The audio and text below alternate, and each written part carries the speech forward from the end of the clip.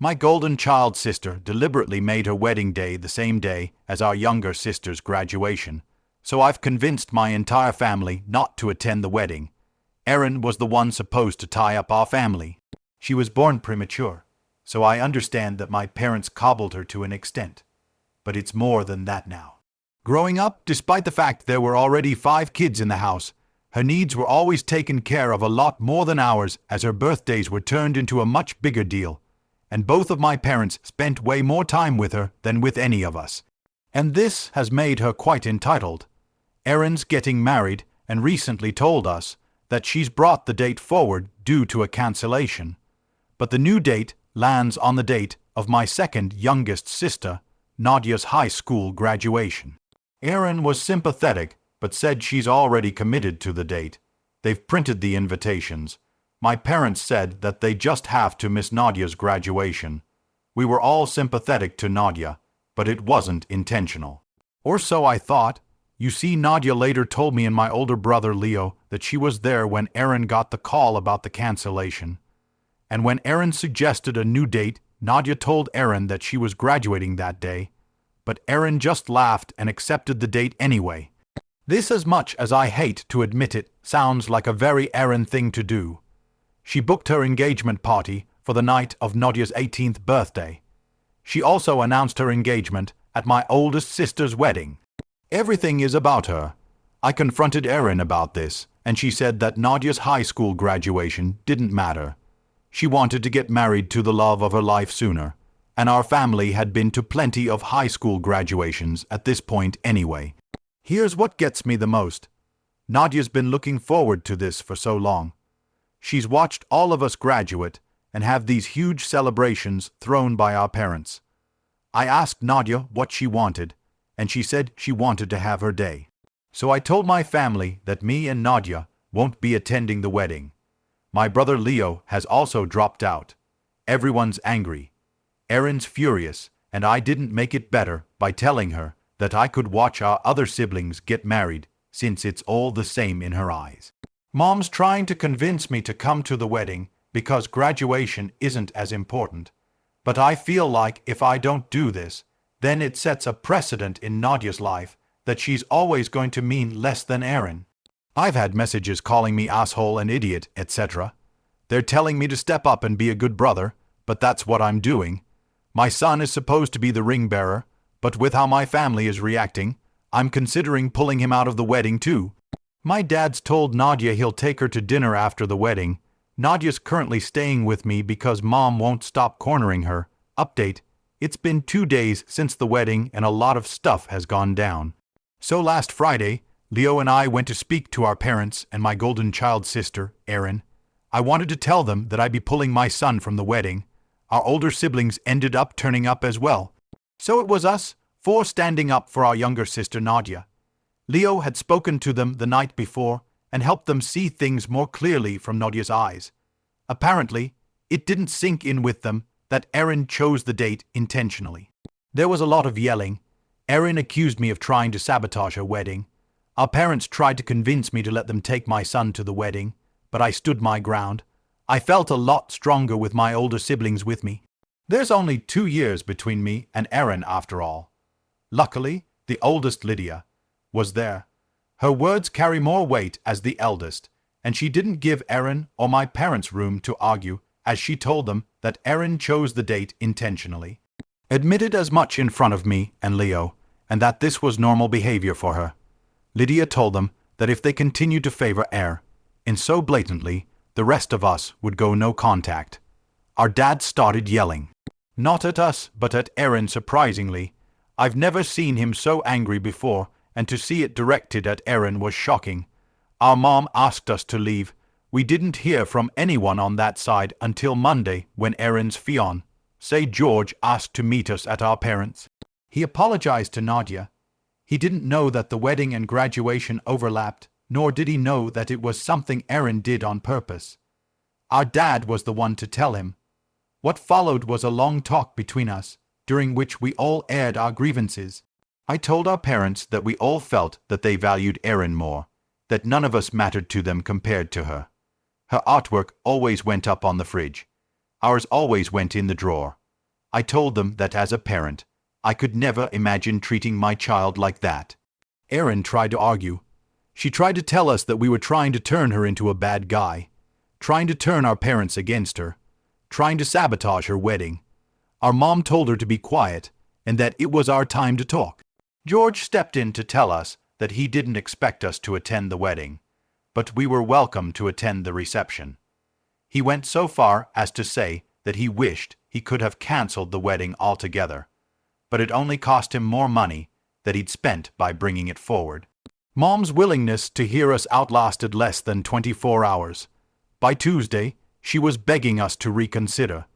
Apparently, our feelings meant nothing in the face of Erin's dire stress, and the fact that people would be questioning our absence on the big day. I haven't spoken to my mom since, but I did ask my dad to bring me some of Nadia's things because she is going to be staying with me full time. We have officially gone no contact with our mother. Dad took Nadia out for an early graduation celebration on Wednesday. They had a daddy-daughter date that I think she really needed. He apologized for a lot of things and told her he wanted to do the same with the rest of us. But Wednesday was about her. I'm happy she got that one-on-one time with him. She was happy coming home to me. In our sibling group chat, she said that she really thinks Dad is going to try to mend bridges with us even if Mom won't.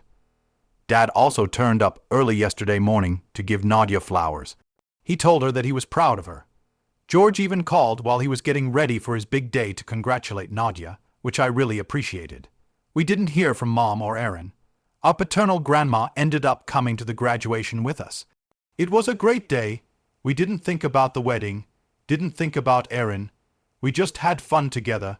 My son got to wear his aunt's cap and gown and nearly drowned in the fabric. Our grandma tried on the cap too. We took photos and sent them to our dad, who posted them in a Facebook post. He wrote to congratulate both Erin on her wedding and Nadia on her graduation. And we laughed about how it must have ticked off our newly wedded sister. We went out for dinner and we, as siblings, gifted Nadia money for a week away with her best friend. Things are going well right now, but I doubt Erin will let them stay that way. Update 2. It has been 5 months since all of that happened and so much stuff has gone down. It's unbelievable. So right after their wedding, my sister Erin and her husband George went on their honeymoon, and their absence sent our mom into a frenzy. She wasn't used to having no one around. Someone was always visiting. Mostly Erin, but the rest of us would visit out of obligation and to see our youngest sisters Nadia and Lexi. With Erin on her honeymoon and the rest of us, no contact mom had no visitors, and she really didn't like that. Literally the day after Erin left, we started getting bombarded with phone calls from her. She tried convincing Nadia first, which our eldest sibling Lydia thought was a strategic move because Nadia is the more timid of all of us in this, more likely to be persuaded. When Nadia turned her down, she turned her sights on the rest of us. We all got identical phone calls with her, trying to persuade us to go visit her, to understand her, to see things from Erin's perspective. She even brought up the circumstances of Erin's premature birth and how it was a miracle that she was even here. My other brother Josh told her to do better with baby Lexi. Lydia blocked her number. When the phone calls didn't work, she started turning up at our homes. She continued spewing much of the same crap she had over the phone and before the wedding.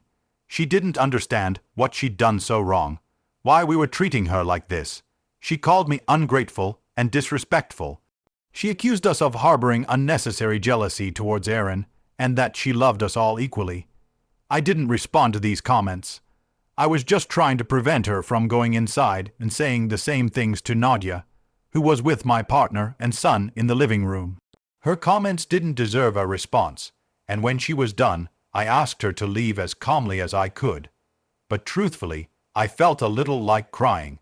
Who wouldn't feel crappy with her mom yelling in their face like that? Trying to downplay years of pain and calling it unnecessary jealousy. My siblings and I have been let down time and time again by her and our dad ever since Erin was born. They missed out on so many things over the years, both big and small. But we had one thing. One thing that they never missed, and we were happy with just that one thing, and that was our high school graduations, but they couldn't give that to Nadia. They missed Josh's college graduation because Erin broke her leg. It was an accident, I get that, but they never made it up to him.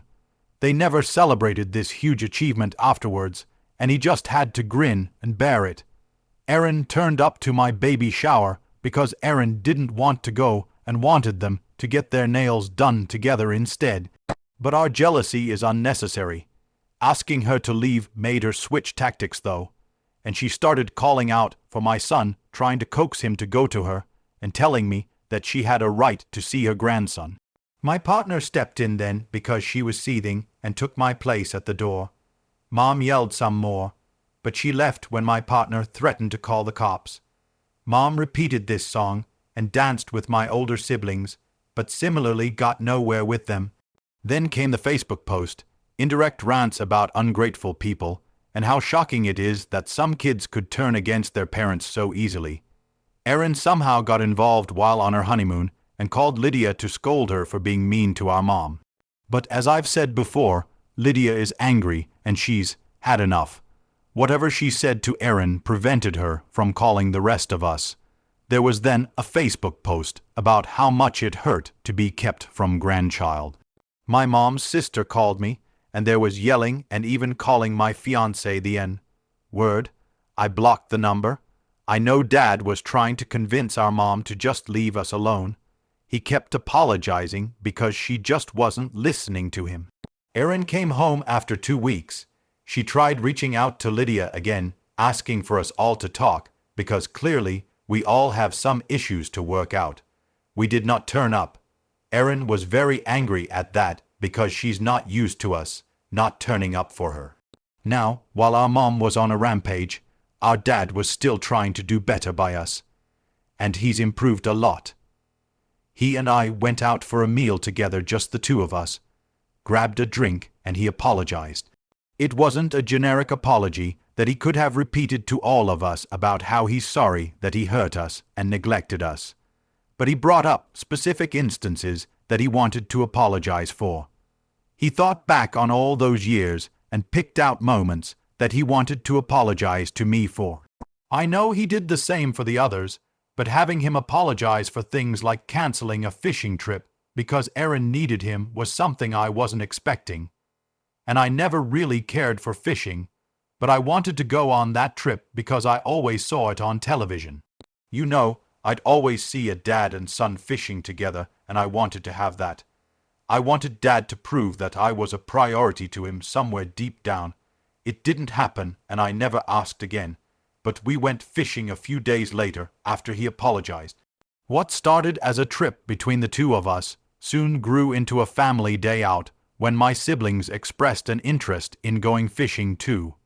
My brothers first, then Nadia, and even Lydia, who hates the smell of fish. She brought the youngest, Lexi, and I brought my son, and it was great.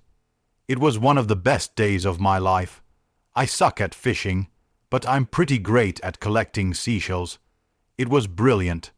Our parents did end up arguing when Dad went home. The argument was mostly because Mom didn't understand why we were still in contact with him, and not her. She found it insulting that we were repairing our relationship with him. She was angry that Dad wasn't pushing us to forgive her, or why he wasn't stopping us from acting out. She was angry that he didn't extend an invitation to her and Erin for the fishing trip. And she was even angrier when he explained that their presence would make us uncomfortable. Mom started giving us the silent treatment a few months later, and my dad moved out of their house after a month of that. While we were getting the silent treatment, Dad was bearing the brunt of her anger, and it really took it out of him. He was trying to do better by us, and she was trying to villainize us, and he ultimately told her that if she didn't take accountability for her actions soon, then he'd be contacting a lawyer. Mom didn't take him seriously. He's been staying in Lydia's guest room since. Mom doubled down and said that he was blind for not seeing how we were manipulating him. Unlike the rest of us, Dad obviously still has regular contact with Erin, and according to him, she's even told Mom to reconsider what she is doing. Unsurprisingly, Erin's involvement is what got Mom to relent. I'm not sure if she's thinking about how she's treated us or if she's silently stewing.